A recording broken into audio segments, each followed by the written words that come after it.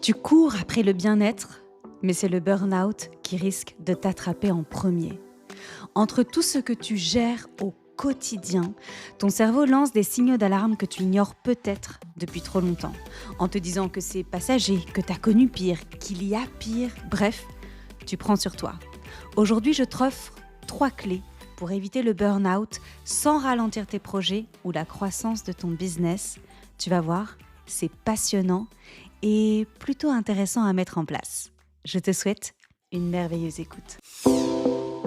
Hello, moi c'est Laurine, ta coach mentale et bien-être préférée. Je suis heureuse de te retrouver chaque semaine dans la Boostletter, ce podcast rempli de motivation et de bonne humeur qui fait du bien. Avec humour et douceur, je booste ton épanouissement personnel et professionnel à chaque épisode à l'aide de neurosciences, mais pas seulement, tu verras. Où que tu sois, quoi que tu fasses, je te souhaite une merveilleuse écoute. 123e épisode de la Boostletter et comme à mon habitude, je suis ravie de vous retrouver. On est en plein mois d'automne et j'ai commencé déjà à en parler la semaine dernière, mais il ne faut certainement pas négliger l'impact des saisons sur notre humeur, sur notre énergie, sur notre productivité, sur nos performances. Ici, on arrive plutôt dans une période d'hibernation où on aura moins envie, moins l'énergie et tout autant de choses à faire. Alors j'ai décidé de vous proposer des clés pour éviter le burn-out, parce qu'on va voir que le burn-out touche absolument tout le monde, peut toucher absolument tout le monde, je ne le souhaite pas évidemment, sans ralentir vos projets ou la croissance de votre business. Alors, je l'ai dit tout à l'heure, il est possible que tu cours après le bien-être, que tu essayes de voler quelques minutes à droite, à gauche, de repos, de lecture, de respiration, mais le burn-out risque de t'attraper en premier. Entre les deadlines qui s'accumulent, les notifications qui n'en finissent plus, la gestion de la maison et des enfants, et cette impression constante de devoir tout gérer parfaitement. Ton cerveau lance des signaux d'alarme que tu ignores peut-être depuis trop longtemps. Et on se raconte toute la même chose. On se dit que c'est passager, on se dit qu'on a connu pire, on se dit qu'il y a pire sur cette planète et qu'en fait, je ne vais pas me plaindre. Mais en réalité, tu prends sur toi et à chaque fois qu'on prend sur soi, on ne prend pas soin de soi. C'est le moment idéal pour t'abonner à la Boostletter. La Boostletter, c'est un nouvel épisode tous les lundis à 7h30 et je vous remercie d'être fidèles, je vous remercie d'être de plus en plus nombreuses et je vous remercie de me mettre des commentaires. Je sais que j'en parle à chaque fois, mais j'aime vous lire et j'aime que les autres puissent vous lire. C'est super les messages privés, c'est super les messages sur Telegram, sur Instagram, etc. Mais j'aime vous lire ici en commentaire de l'épisode. Ça me permet de vous connecter avec vous et de voir à quel point je suis dans le juste ou de me proposer, de me suggérer des thèmes que vous avez envie que j'aborde. Une fois que vous avez mis votre petit commentaire, n'hésitez pas à vous abonner, à donner de la force à ce podcast qui existe aussi en version blog. Je sais que je donne énormément d'infos et vous pouvez les retrouver en version blog directement sur mon site internet ou dans la légende de cet épisode. Et comme ça, vous pouvez bosser, prendre votre carnet préféré, votre stylo à paillettes et bosser sur le thème du jour. Et si je vous disais qu'il existe un moyen de continuer à avancer dans vos projets et à faire grandir votre business sans sacrifier votre santé mentale et même sans sacrifier votre santé physique. Pas de formule miracle, ok ? Juste 3 stratégies concrètes par sphère de vie, scientifiquement prouvées, que les femmes épanouies appliquent avec succès. Dans cette boostletter, je dévoile les véritables mécanismes du burn-out pour comprendre de quoi on parle et surtout comment le contourner intelligemment sans ralentir tes projets, ton ambition et tes rêves. Tu sais maintenant que je prône une performance saine et je vais te prouver que c'est possible. Mais avant de s'attaquer au cœur du sujet, j'aimerais faire un disclaimer extrêmement important. Le burn-out, c'est une condition médicale sérieuse. C'est pas simplement de la fatigue ou du stress passager, c'est un syndrome d'épuisement professionnel, tout d'abord, reconnu par l'Organisation mondiale de la santé, qui peut avoir des conséquences graves sur ta santé physique et mentale. Les informations contenues dans cette newsletter sont destinées à la prévention et à la sensibilisation. Ok, la prévention et la sensibilisation. Ça ne remplace en aucun cas l'avis d'un professionnel de santé.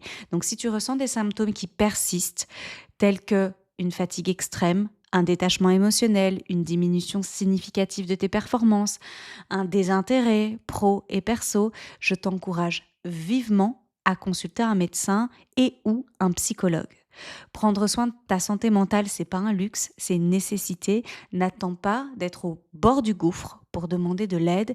Demander de l'aide, c'est toujours une forme de courage. Et si besoin, tu peux m'envoyer un petit DM et on voit comment tu peux te faire accompagner. Alors on y va. Mais c'était important que je le rappelle quand même, parce que le burn-out, c'est méga, méga, méga, méga sérieux. Comprendre ce mal moderne. Le burn-out, ça signifie littéralement brûlure interne. Ok. Et à l'origine, c'est un syndrome d'épuisement professionnel caractérisé par une fatigue émotionnelle intense, une dépersonnalisation et une diminution du sentiment d'accomplissement personnel. Il a été identifié à la base dans les années 70 par le psychologue Herbert Freudenberger, je ne sais pas si je le prononce bien, chez les professionnels de santé. Ce phénomène trouve ses racines dans l'exposition prolongée à un stress chronique lié au travail.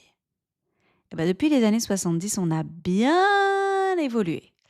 Aujourd'hui, le burn-out a largement dépassé la simple sphère professionnelle. Il touche désormais tout le monde, allant des parents, le fameux burn-out parental, aux étudiants, en passant par les aidants familiaux et même les personnes engagées dans des activités bénévoles ou militantes. Cette expansion reflète notre société hyper connectée. Là où les frontières entre vie pro et vie perso s'estompent et créent une pression constante de performance dans tous les domaines de vie. J'ai fait un peu des recherches sur des professions qui sont touchées par le burn-out et dont on parle peu. Les soignants informels, les personnes qui s'occupent d'un proche malade ou en situation de handicap, on parle du burn-out du soignant. Après des années de soutien constant, ça existe en fait. Les sportifs de haut niveau, la pression constante de la performance, l'entraînement intensif et les attentes peuvent mener à un épuisement mental et physique. Les entrepreneurs en démarrage, particulièrement vulnérables durant les premières années, et on parle des 5 premières années de l'entreprise, où ils doivent tout gérer simultanément. Les responsables d'associations, l'engagement associatif, ça peut devenir une source d'épuisement quand il s'ajoute aux autres responsabilités quotidiennes et très très souvent il y a un engagement au niveau des valeurs et là si c'est pas bien cadré, ça peut faire des dégâts. Les artistes et les créatifs, la pression de produire constamment du contenu original, ben ouais, ça peut amener à un épuisement créatif. Les élèves en classe préparatoire, en grandes écoles. Mais j'ai même envie d'aller un peu plus loin par rapport à ce que je vois à l'heure actuelle dans la classe de CE1 de mon neveu d'amour. La compétition, ouais, on appelle ça le burn-out académique sévère. L'intensité des études. En fait, c'est pas adapté à l'être humain, pas du tout même. Les données montrent aussi que les femmes sont beaucoup plus touchées par le burn-out que les hommes. Et ça pour plusieurs raisons structurelles et sociétales. Tout d'abord, la double charge mentale. On sait, ok, c'est pas la peine, j'ouvre pas de débat. Les femmes portent souvent une charge mentale supplémentaire liée à la gestion du foyer, aux responsabilités familiales, tout en bossant, ok.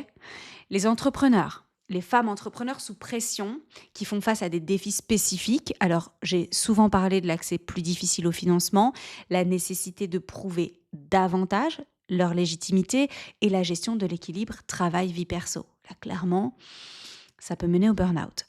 Le perfectionnisme. Les études ont montré que les femmes ont tendance à avoir des standards plus élevés envers elles-mêmes et à ressentir davantage le syndrome de l'imposteur que les hommes, ce qui augmente le niveau de stress. Et ça, je le vois tous les jours avec les femmes que j'accompagne. Les métiers à forte charge émotionnelle. Les femmes sont surreprésentées dans les métiers de soins, d'enseignement, de service à la personne. Et ces métiers-là impliquent une forte charge émotionnelle et sont particulièrement exposés au burn-out. et évidemment tout ce qui touche les métiers passion. Et enfin, les inégalités professionnelles, les plafonds de verre qui existent, les inégalités salariales, c'est une pression supplémentaire et qui conduit et qui contribue à l'épuisement professionnel. Selon une étude, les femmes présentent des taux de burn-out jusqu'à 20% plus élevés que les hommes dans certains secteurs professionnels. Ça donne à réfléchir quand même, hein, on est d'accord. L'Organisation mondiale de la santé a reconnu ce phénomène en l'intégrant à la classification internationale des maladies en 2019. En quoi c'est important? C'est parce que ça souligne sa prévalence, sa gravité dans nos sociétés modernes. Le burn-out, c'est plus seulement un risque professionnel, c'était déjà sérieux, hein, mais c'est un enjeu de santé publique en fait. Ça témoigne de notre rapport problématique à la performance, à l'hyperactivité et à l'engagement sans limite. Retiens bien ce petit mot parce que tu sais que c'est un de mes mots préférés, les limites. On a planté le décor. Ouais, c'est une newsletter un peu spéciale, mais tu vas voir, on va rire. On va rire, on va dédramatiser et on va surtout mettre en place des solutions. Et ce qu'on va aborder aujourd'hui, c'est 3 clés pour éviter le burn-out à travers 2 filtres. Celui de ta vie privée et celui de ta vie pro. Parce que les deux sont intimement liés, mais tu vas voir que les leviers d'action sont différents. Et on est d'accord que tu ne te dissocies pas. Tu es une seule et même femme. Alors on y va. Et on commence par la vie perso. 3 clés pour éviter le burn-out dans ta vie personnelle sans sacrifier tes relations et ton bien-être. Parce que tout comme dans la sphère pro, le burn-out peut également affecter profondément ta vie perso. Entre les obligations familiales, les relations sociales à entretenir parce qu'on sait que ça prend du temps, de l'énergie, les responsabilités du quotidien, c'est facile de se sentir dépassé. Pourtant, préserver ton équilibre personnel est essentiel, non seulement pour ton bien-être, mais aussi pour maintenir un niveau d'énergie optimal dans tous les domaines de vie. Dans cette section, je vais te partager 3 clés fondamentales pour éviter le burn-out personnel, tout en préservant la richesse de ta vie privée. Parce que l'idée, c'est pas de devenir une momie, on est d'accord. Ces stratégies sont basées sur des recherches en psychologie positive, tellement l'habitude de dire psychologie cognitive, en psychologie positive et en neurosciences du bien-être. Sans plus tarder, la première clé. Établis des frontières claires. Protège ton espace mental et émotionnel. Et je vais te parler des limites. Oui, l'absence de limites entre les différentes sphères de ta vie peut rapidement mener à un épuisement. Dans notre société, et je te l'ai dit, hyper connectée, les frontières entre la vie privée, la vie sociale, la vie professionnelle sont de plus en plus floues. Et ça crée une pression constante, un sentiment de devoir être disponible en permanence. Est-ce que toi aussi, tu as déjà ressenti ça? Pourquoi ça fonctionne d'établir des frontières claires? Les neurosciences nous montrent que notre cerveau a besoin de compartimenter pour fonctionner efficacement. Lorsque tu établis des frontières claires, tu réduis la charge cognitive et émotionnelle et donc tu réduis ton niveau de stress et tu préviens l'épuisement. Comment on s'y prend pour établir des frontières saines? 3 étapes. 3 éléments, on va dire, parce qu'il ne faut pas les suivre dans un certain ordre. Le premier, apprends à dire non. Le non, c'est une phrase complète. T'es pas obligé de tout accepter par peur de décevoir, par culpabilité. À chaque fois que tu dis oui à quelque chose, tu dis non à autre chose. Et souvent, c'est à ton temps personnel, ton temps en solo, ton temps familial, ton temps de recharge perso. Pratique le refus bienveillant mais ferme, celui qui n'amène pas à être contourné, à être négocié ou à ne pas être considéré. En fait, tu as le droit de dire non juste parce que tu n'as pas envie. Tu as le droit de dire non juste parce que tu es fatigué. Il y a une des membres Happy Boss qui a fait un vocal hier qui m'a beaucoup touchée sur le canal Telegram du programme et qui a dit « En fait, je viens de comprendre que le repos, c'est pas juste quand je suis fatiguée, mais c'est ce qui me permet d'avancer. » Si tu m'écoutes Mathilde, un gros big up parce que tu m'as vraiment percuté en plein cœur et je suis heureuse que tu aies eu ce déclic. Donc en fait, on a le droit de dire non juste parce que c'est pas le moment en fait. Autorise-toi à dire non. Deuxième élément, crée des rituels de transition. Pour passer d'un rôle à l'autre, de professionnel à mère, d'ami, à partenaire, etc., établis des rituels de transition. Ça peut être une courte méditation, une promenade, simplement changer de tenue, hein, ok? Mettre de la musique, ces petits sas-là de transition, de décompression, ces micro-rituels, ils aident ton cerveau à changer de mode et à être pleinement présente dans chaque rôle. En fait, tu indiques à ton cerveau, bah là maintenant on est dans cette étape-là, dans cette phase-là, dans cette posture-là. Rappelle-toi toujours que ton cerveau il fonctionne par précision et par instruction. Alors aide-le à t'aider, tout simplement. Et troisième élément, définis des horaires pour ta disponibilité. Communique clairement à ton entourage tes plages de disponibilité. Détermine des moments où tu n'es pas joignable. Yes, c'est possible. Pas de téléphone, pas de réseaux sociaux pour te concentrer entièrement à tes proches ou à toi-même. Ou à toi-même.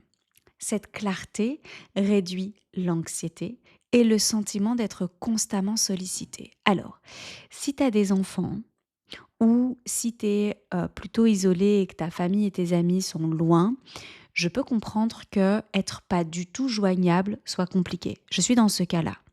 Par contre, tu peux prévenir que là, tu te prends 1 heure pour peindre, par exemple, et que tu n'as pas ton téléphone. Et tu peux laisser juste les appels terrestres, ok, dispo.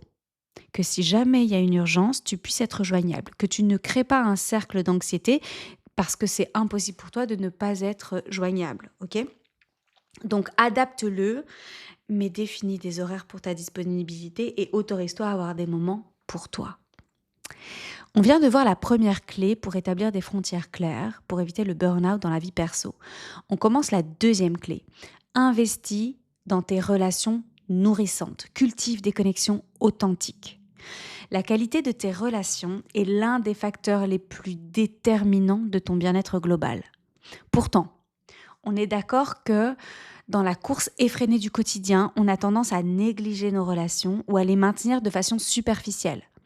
Investir dans des relations nourrissantes, c'est essentiel pour prévenir l'épuisement émotionnel. Les études en psychologie positive démontrent que les connexions sociales authentiques libèrent des hormones comme l'ocytocine, qui réduisent le stress, renforcent le système immunitaire. Ouais, t'as bien entendu, renforce le système immunitaire. Je sais pas pourquoi ma voix a changé. Je suis désolée, mon corps lutte, il est dans le déni de l'automne. Le soutien social agit comme un tampon contre les effets néfastes du stress chronique. C'est hyper méga important. L'entourage, je le répète à chaque fois, l'entourage, c'est vraiment ton pilier number one de l'épanouissement. Comment on s'y prend pour cultiver des relations nourrissantes? Tout d'abord, privilégie la qualité à la quantité. Au lieu d'entretenir plein de relations superficielles. C'est important, hein, les relations superficielles. Tu peux aller écouter les newsletters sur les amitiés, l'entourage, etc. C'est important, mais c'est pas ça qui va faire la différence pour lutter contre le burn-out. Concentre-toi sur quelques relations profondes et authentiques. Identifie les personnes qui t'apportent de l'énergie plutôt que celles qui t'en prennent. Et investis ton temps précieux dans ces relations-là. Pratique l'écoute active. On a trop tendance à commencer à réfléchir à sa propre réponse, à sa propre interaction lorsque l'autre est en train de parler. Ça veut dire que tu l'écoutes pas activement. Ça veut dire que tu es déjà toi-même en train de penser à ce que toi tu as envie de dire par rapport à tel ou tel sujet. Parfois même, tu vas couper la parole à l'autre en disant non mais attends. Ok. Là, lorsque tu es avec tes proches, sois pleinement présente. Range ton téléphone. Maintiens un contact visuel avec eux. Écoute pour comprendre plutôt que de répondre tout de suite. La qualité d'attention, ça renforce les liens et ça approfondit les connexions. Et je sais que c'est beaucoup plus facile à dire qu'à faire, vraiment. Surtout quand tu as envie de dire plein de trucs, etc. Pratique l'écoute active. Planifie des moments de connexion. Intègre dans ton agenda, planifie des moments dédiés à tes relations importantes. Comme des dîners en famille sans écran, des sorties régulières avec tes amis proches, des week-ends en couple, si tu es en couple évidemment. Ces moments ne doivent pas être négociables. Ils doivent être protégés comme des rendez-vous professionnels importants. Pratique des moments de connexion. Planifie-les. On vient de voir ici la clé numéro 2 pour éviter le burn-out dans la vie perso. Investis dans tes relations nourrissantes, cultive des connexions authentiques. On passe à la clé numéro 3. Et pour rappel, il y a 3 clés pour la sphère privée, 3 clés pour la sphère pro. Et à chaque fois, tu réfléchis évidemment de ton côté à quel point c'est déjà implémenté dans ton quotidien, à quel point c'est ancré, à quel point tu es satisfaite de la manière que tu as eu de l'intégrer à ton quotidien. Et si ce n'est pas encore le cas, comment t'y prendre, ok? Et je te donne à chaque fois des solutions, trois solutions pour pouvoir le mettre en pratique. On passe à la clé numéro 3. Cultive ta relation avec toi-même. Yes. Reconnecte-toi avec tes besoins profonds. Et récemment en coaching, je me suis rendu compte qu'on n'avait pas forcément conscience de nos besoins profonds. Donc là aussi, il y a un petit boulot à faire. La relation la plus fondamentale est celle que tu entretiens avec toi-même. Dans le tourbillon des responsabilités quotidiennes, c'est facile de perdre le contact avec tes besoins à toi, tes aspirations profondes, tes besoins essentiels. Pourtant, cette déconnexion, elle est souvent à l'origine du burn-out personnel. La conscience de soi et l'autocompassion, je sais, c'est chaud, sont associées à une meilleure régulation émotionnelle et à une plus grande résilience face au stress. Se reconnecter à toi, ça permet d'identifier précocement les signes d'alerte du burn-out et d'y répondre de manière adaptée. Encore une fois, je suis là pour de la sensibilisation et de la prévention. Comment on s'y prend pour cultiver la relation avec soi-même ? Tout d'abord, pratique l'auto-observation sans jugement. Sans jugement. Prends l'habitude d'observer tes pensées, tes émotions, tes sensations corporelles, tes réactions sans les juger. Cette pleine conscience te permet de mieux comprendre tes réactions et tes besoins et donc du coup d'agir en conséquence avant d'atteindre l'épuisement. C'est extrêmement intéressant. Je l'ai moi-même vécu cette semaine et je peux vous dire que c'est extrêmement libérateur. Crée un espace sacré pour toi. Réserve dans ton emploi du temps des moments exclusivement dédiés à toi et à ton bien-être. Que ce soit pour lire, pour méditer, pour pratiquer une activité physique ou simplement ne rien faire, ces moments sont essentiels pour recharger tes batteries émotionnelles. Crée un espace sacré pour toi. Et surtout, il ne doit pas sauter, on est d'accord. Honore ton corps et ses besoins. Ton corps, c'est ton allié le plus précieux. Vous faites équipe, en fait. Au lieu de te plaindre parce qu'il y a ci, ça, le bobo, la douleur, tout ça, écoute ces signaux. Respecte ses besoins fondamentaux. Le sommeil en suffisance et de qualité, l'alimentation diverse, variée, équilibrée, gourmande, le mouvement régulier, l'hydratation. Les piliers physiologiques sont la base d'une bonne santé mentale et émotionnelle. Donc, on ne néglige pas ou plus. On vient de voir les 3 clés pour éviter, déjouer le burn-out dans la vie perso. C'est pas un luxe de t'y mettre, c'est une nécessité pour maintenir ton équilibre global. 3 clés. 1. L'établissement de frontières claires pour protéger ton espace mental. 2. L'investissement dans des relations nourrissantes et authentiques. 3. La culture de ta relation à toi-même et la reconnexion à tes besoins profonds. Lorsque tu bosses ces 3 clés, tu vas créer des conditions idéales pour une vie perso épanouissante et équilibrée. Prendre soin de ta vie privée, c'est pas égoïste. Non, non, non et non.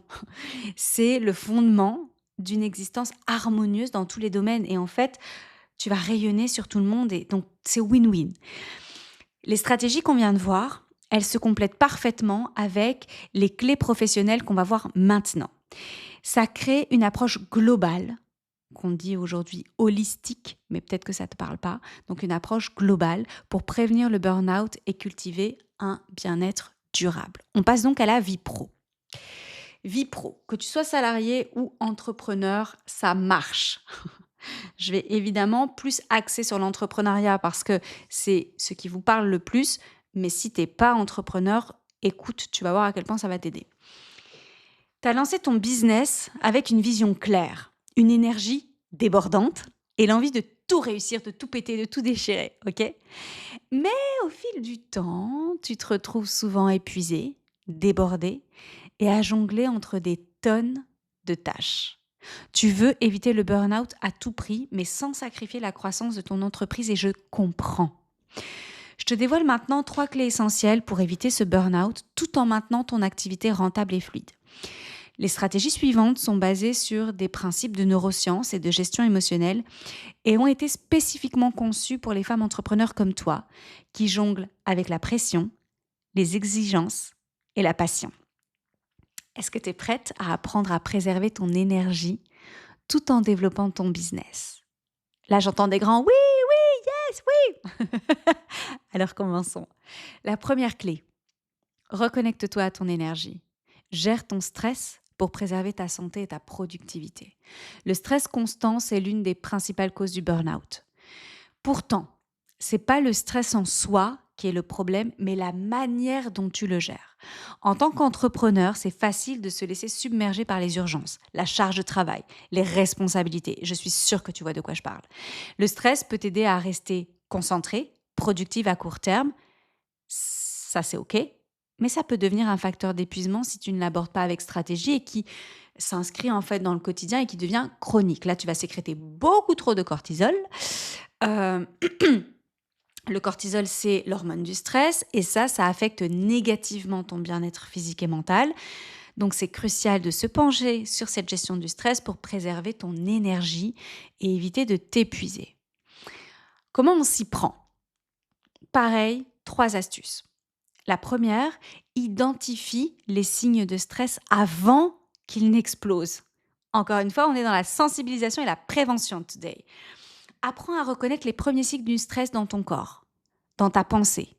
Ça peut être des tensions dans la nuque, des maux de tête, des pensées qui tournent en boucle, un sentiment d'oppression, un découragement intense.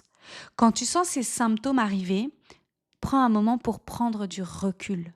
Prends un moment pour prendre du recul. Bon, la phrase n'est pas géniale, mais tu as compris l'idée. Prends un moment pour respirer. Prends un moment pour faire une pause. C'est fondamental. Cette prise de conscience-là, elle va te permettre d'agir et de réagir avant que le stress ne devienne accablant, avant qu'il soit paralysant, avant qu'il prenne trop de place. Donc vraiment, j'insiste lourdement sur l'importance de faire des pauses, des breaks, des vacances, des jours off, etc. Mais c'est extrêmement important. Parce que quand tu ressens les tensions dans la nuque, les maux de tête, etc., en fait, c'est qu'on est déjà à un niveau de stress important.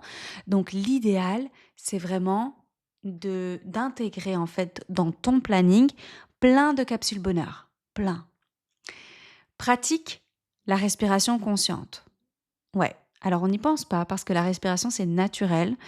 Et quand on a des problèmes de respiration, c'est là qu'on voit à quel point on a un outil fascinant. J'allais dire entre les mains, non, juste au bout du nez, à l'intérieur du nez. La respiration consciente, c'est l'un des outils les plus puissants qui existent pour réguler ton stress. Quand tu te sens envahi, tu prends 5 minutes pour pratiquer une respiration lente et profonde. Tu inspires pendant 4 secondes. Tu retiens ton souffle pendant 4 secondes. Puis tu expires lentement pendant 4 secondes.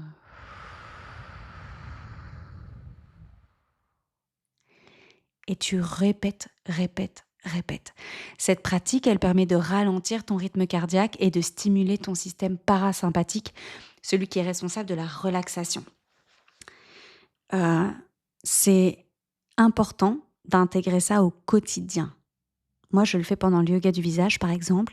À toi de trouver 2-3 minutes. Ok, 5 minutes, c'est idéal, mais à partir de 2-3 minutes, tu as déjà des super résultats. Ce que j'ai mis à disposition des femmes entrepreneurs que j'accompagne, c'est 23 respirations, relaxations de moins de 5 minutes. Justement, en fonction des besoins, et en fait, de pouvoir se recentrer et repartir de manière beaucoup plus performante, sainement. Prends des pauses régulières. C'est essentiel d'intégrer des pauses dans ta journée. Je sais pas, il faudrait peut-être que j'apprenne à le dire dans 26 langues. Ton cerveau a besoin de récupérer, ton corps a besoin de récupérer, ton cœur a besoin de récupérer. La méthode Pomodoro, elle est pas mal pour ça. Tu vois, quand tu travailles 25 minutes, puis tu fais une pause de 5 minutes. Moi, ça fonctionne bof, mais heu, je prends des pauses, des très longues pauses tous les jours, en fait, tous les jours. Donc je préfère avoir peut-être 3 heures, 4 heures, un bloc de travail et puis après j'ai 3 heures de pause, tu vois? Donc chacun vraiment et chacune trouve son moyen d'être performante et de s'autoréguler. Mais la méthode Pomodoro, elle est excellente, hein. C'est un excellent moyen de maintenir un haut niveau de productivité tout en évitant l'épuisement. Les pauses, elles doivent être de véritables moments de déconnexion. Donc, on cherche la rupture totale hein, avec l'activité professionnelle. Si tu travailles sur un bureau, éloigne-toi de ton bureau. Fais quelques étirements, pratique oh là là, une courte séance de méditation par exemple. Mets de la musique et danse, va vider le lave-vaisselle, bref, je sais pas, n'importe quoi, mais qui t'éloigne en fait de ton activité professionnelle. On vient de voir la clé numéro 1.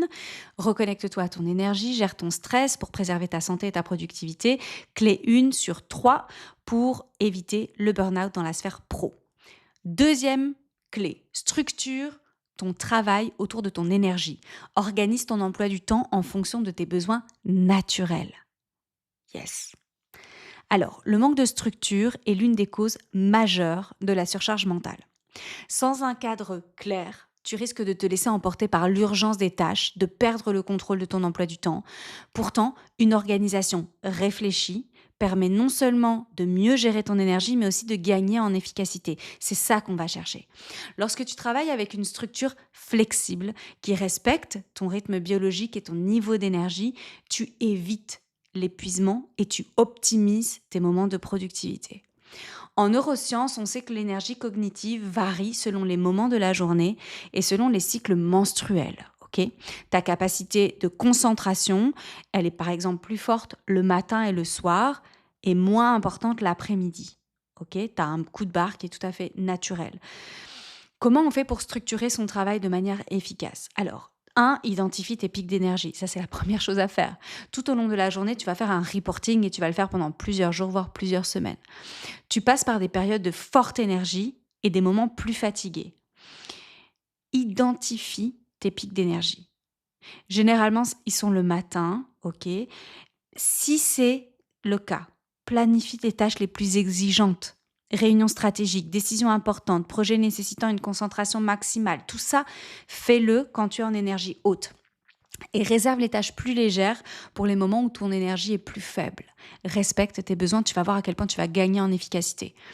La règle des 3 priorités. Chaque jour, planifie 3 tâches principales à accomplir. Pas plus.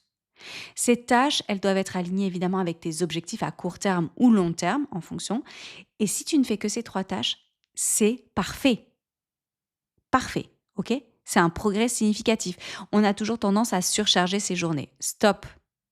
Cette méthode-là, elle te permet de rester concentré et d'éviter de te disperser dans une multitude de tâches secondaires. Moi, ce que j'aime bien faire, c'est en début de semaine, j'ai mes 3 priorités et chaque jour, j'ai 3 priorités liées à mes 3 priorités de la semaine.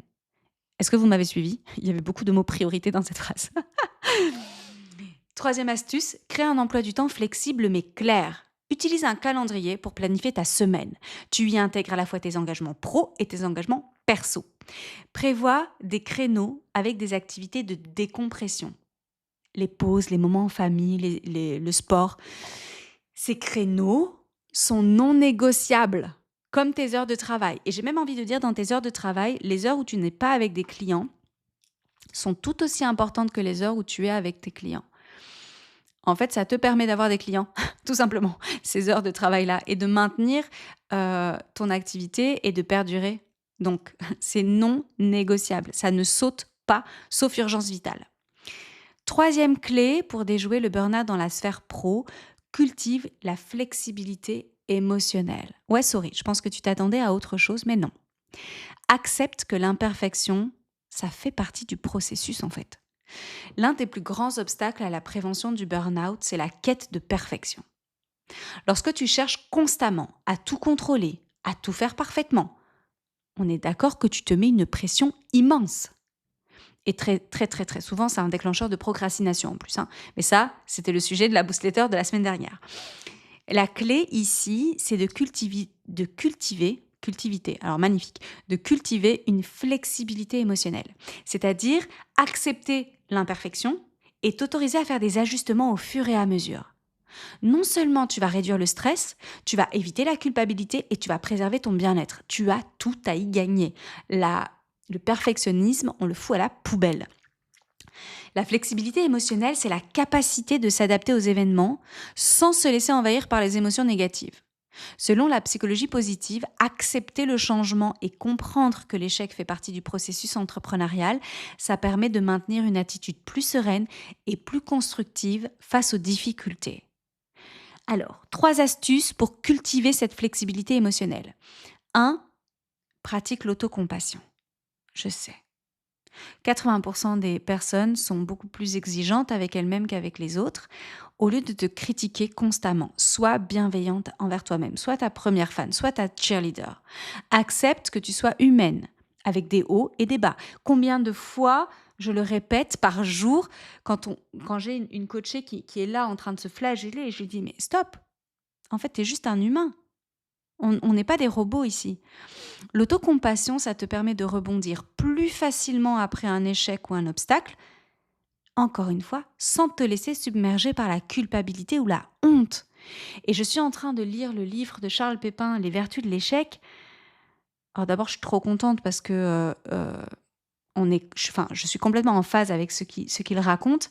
Et ensuite, c'est passionnant de voir à quel point l'échec nous permet d'être excellentes. Enfin, c'est un truc de fou, quoi. Donc, première, je pourrais m'emballer. Vous avez senti que là, j'avais envie d'aller plus loin? Oui, je vais m'arrêter. Donc, première astuce, pratique l'autocompassion. Deuxième astuce, réajuste tes objectifs régulièrement. Les choses ne se passent pas toujours comme prévu et c'est complètement normal, ok? Réajuste tes objectifs en fonction de l'évolution de ta situation, en fonction des opportunités et des imprévus auxquels tu fais face.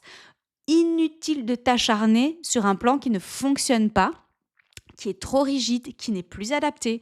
Sois ouverte au changement et fais preuve de flexibilité pour trouver des solutions alternatives.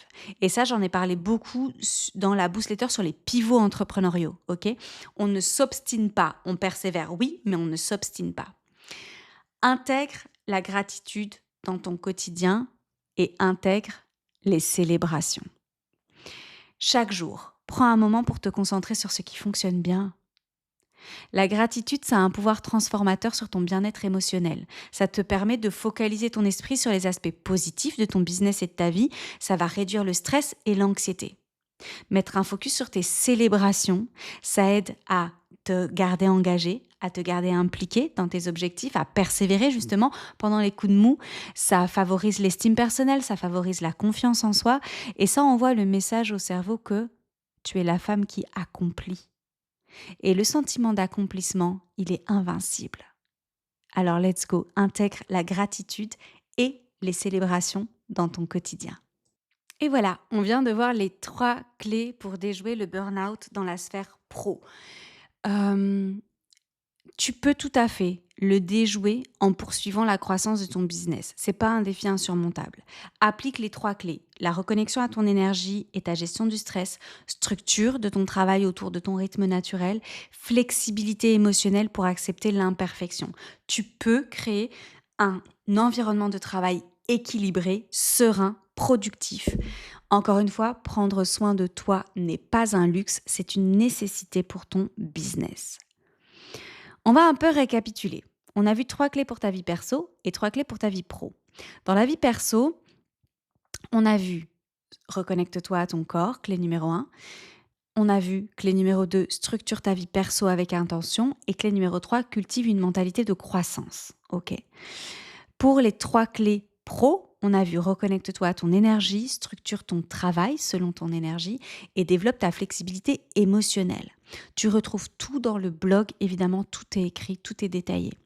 Rappelle-toi que ton bien-être perso, c'est le fondement de ton succès professionnel. Donc, on fait attention aux pros et aux perso. On passe à ton challenge 7 jours anti-burnout. Ouais. Prête à transformer ton quotidien en préservant ton énergie sans sacrifier tes ambitions? Je te lance un défi de 7 jours pour intégrer progressivement les 3 clés pro et perso dans ton quotidien.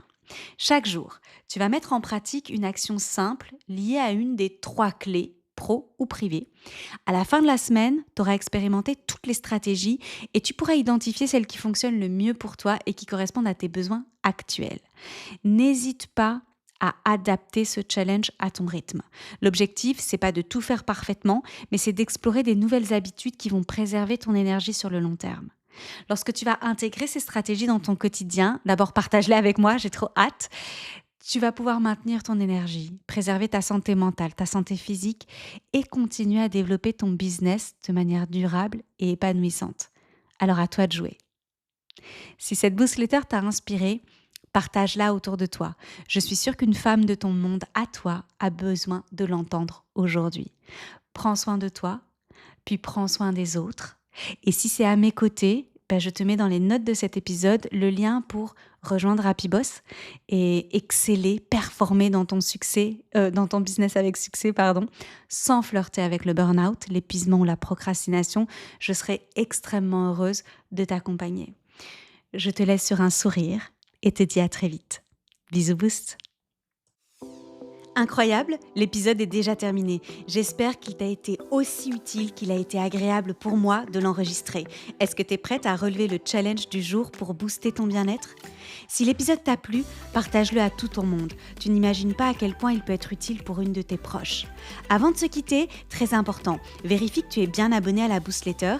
Et si l'épisode t'a plu, donne de la force à ce podcast et mets-moi une jolie note pour soutenir mon travail. Ça compte énormément pour moi et pour l'algorithme.